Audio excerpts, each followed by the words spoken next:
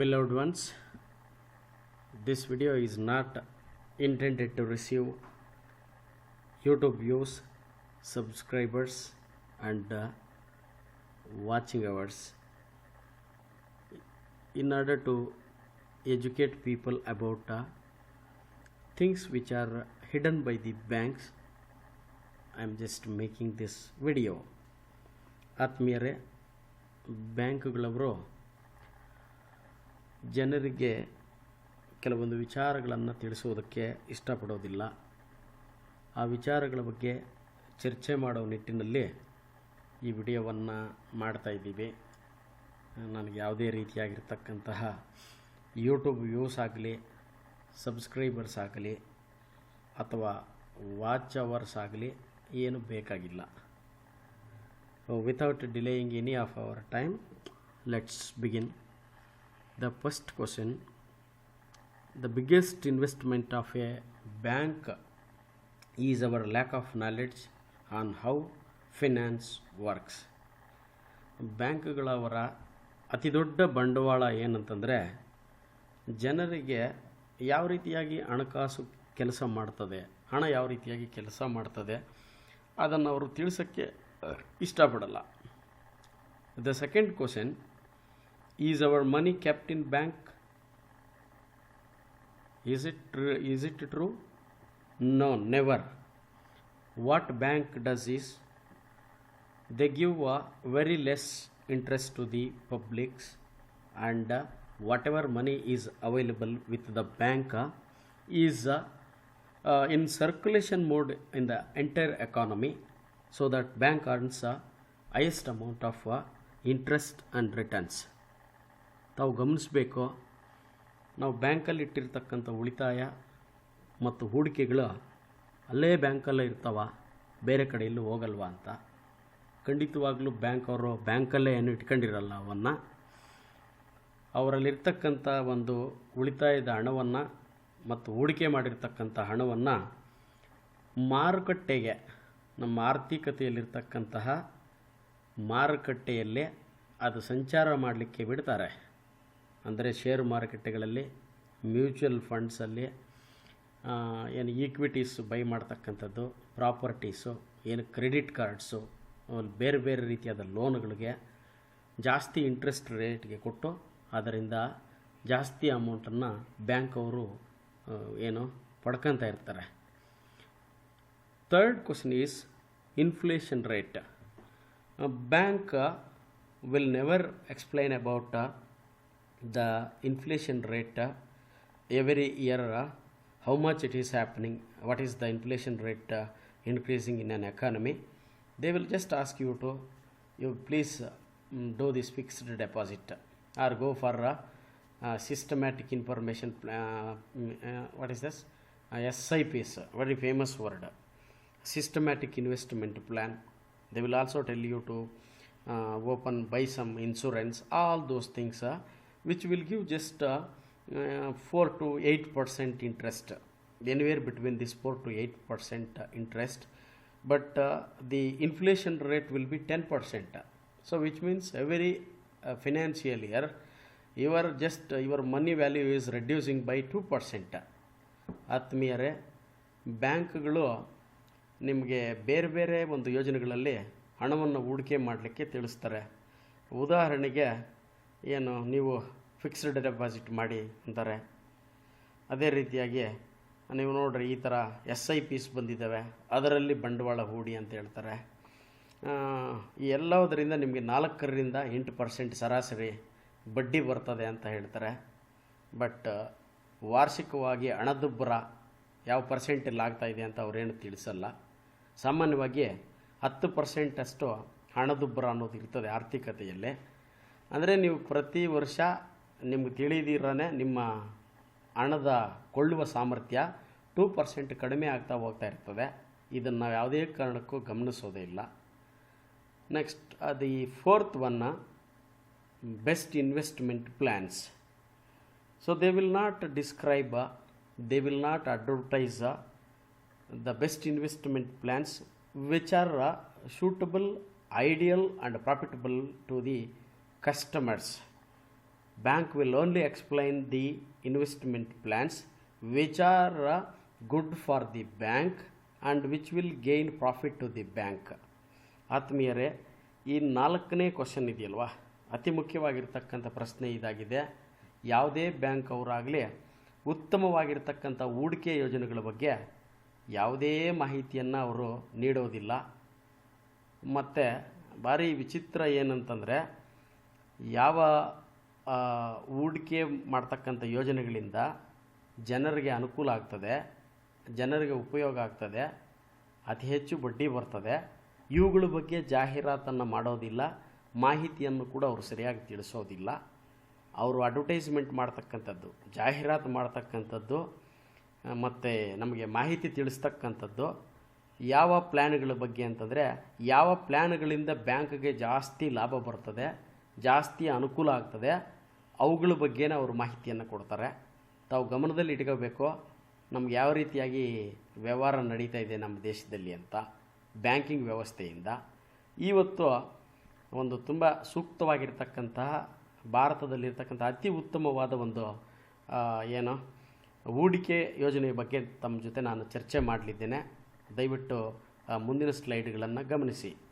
So today I will be discussing with you about a best investment plan. I don't say a best, it is the best investment plan which is there in India. Let's move on. Public Provident Fund. You might have heard about it. Let's discuss about it. PPF stands for Public Provident Fund, a government-backed long-term savings scheme in India that offers tax benefits and guaranteed returns.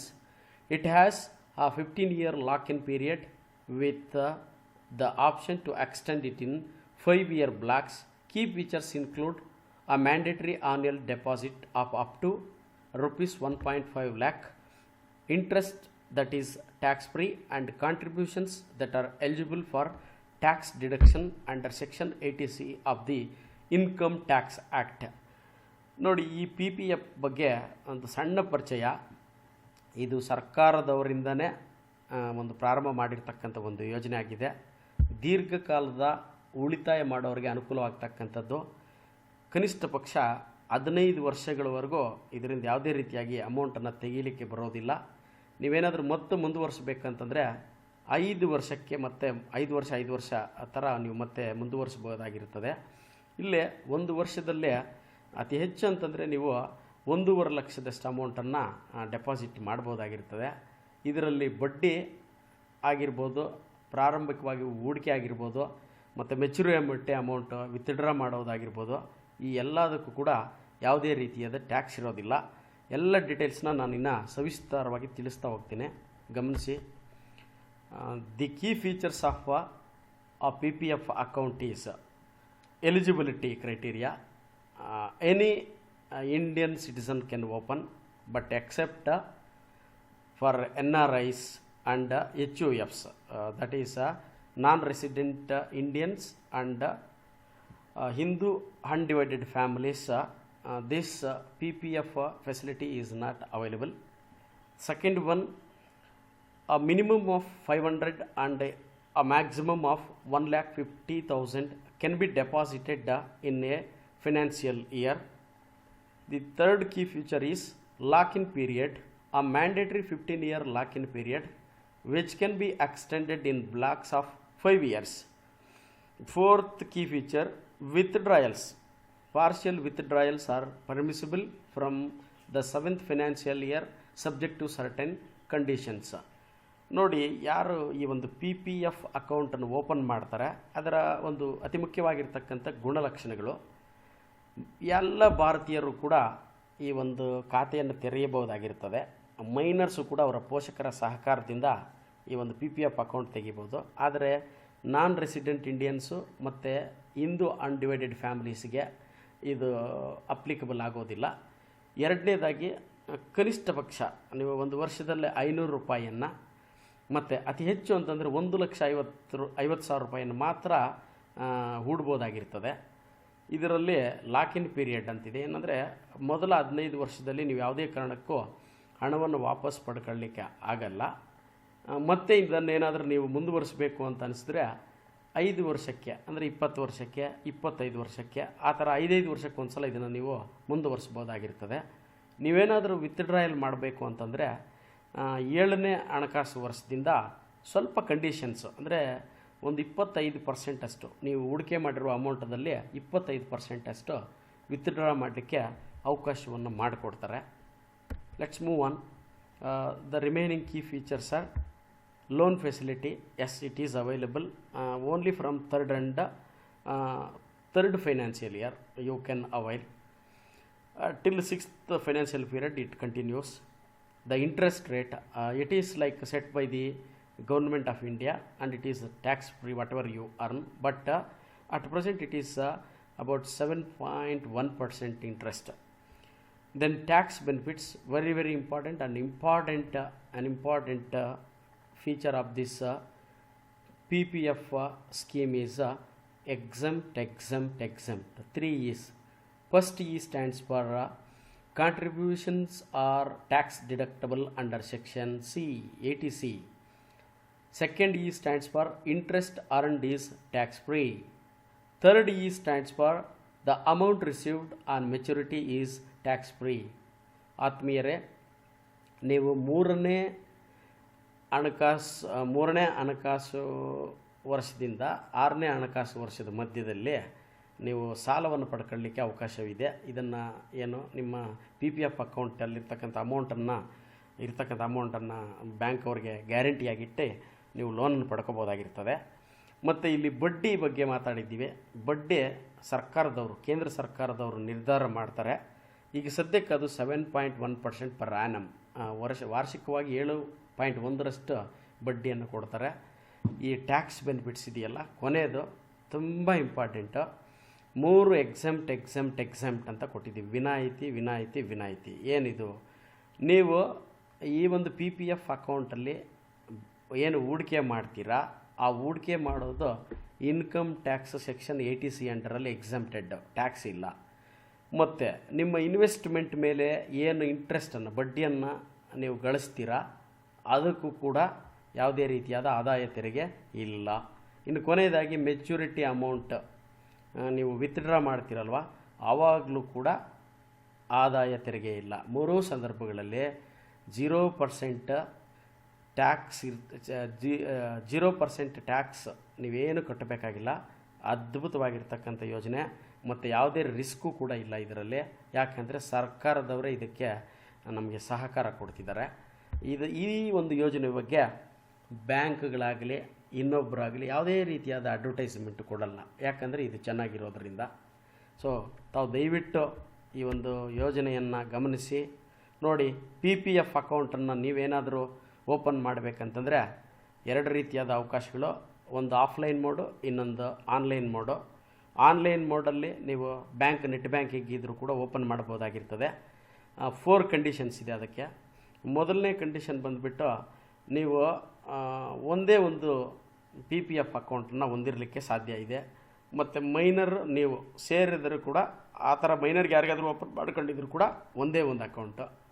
Next important ಏನಂತಂದರೆ ಯಾವುದೇ ಕಾರಣಕ್ಕೂ 1,50,000ಕ್ಕಿಂತ ಜಾಸ್ತಿ ಒಂದು ವರ್ಷದಲ್ಲಿ invest ಮಾಡಲಿಕ್ಕೆ ಅವಕಾಶಗಳಿಲ್ಲ. ನೀವು invest ಮಾಡಿದ್ದೀರ ಅಂತಂದರೆ ಅದು ಈ ಒಂದು ಸ್ಕೀಮ್ನ ಒಂದು ಅವರ ಕಂಡೀಷನ್ಸ್ನ ನೀವು ಒಪ್ತಾ ಇಲ್ಲ ಅನ್ನಂಗೆ ಆಗ್ತದೆ. 3ನೇ ಕಂಡೀಷನ್ ಬಂದುಬಿಟ್ಟು ಇದು ಭಾರತೀಯ ಪ್ರಜೆಗಳಿಗೆ ಮಾತ್ರ ಓಪನ್ ಮಾಡಲಿಕ್ಕೆ ಅವಕಾಶ ಇದೆ. 4ನೇ ಕಂಡೀಷನ್ ಬಂದುಬಿಟ್ಟು ಗೌರ್ಮೆಂಟ್ ಸೇವಿಂಗ್ ಪ್ರಮೋಷನ್ ರೂಲ್ಸ್ 2018 ಅಲ್ಲಿ ಏನು ಡೀಟೇಲ್ಸ್ ತಿಳಿಸಿರ್ತಾರೆ, ಟರ್ಮ್ಸ್ ಆ್ಯಂಡ್ ಕಂಡೀಷನ್ಸ್ ಇರ್ತವೆ ಅವನ್ನು, ಮತ್ತು ಭವಿಷ್ಯದಲ್ಲಿ ಅವರೇನಾದರೂ ಕಾಲದಿಂದ ಕಾಲಕ್ಕೆ ಏನಾದರೂ ಬದಲಾವಣೆಗಳನ್ನು ಮಾಡಿದ್ರೆ ಅದನ್ನು ಒಪ್ತಾ ಇದ್ದೀನಿ ಅಂತ ನೀವು 4 ಡಿಕ್ಲರೇಷನ್ಸ್ನ ಒಪ್ಪಬೇಕಾಗ್ತದೆ. So if at all you want to open a PPF account, the 4 conditions which are shown here has to be fulfilled and agreed, then you can open a PPF account. I am not going to read all these declarations again. Thanks for watching this video. Thanks a lot.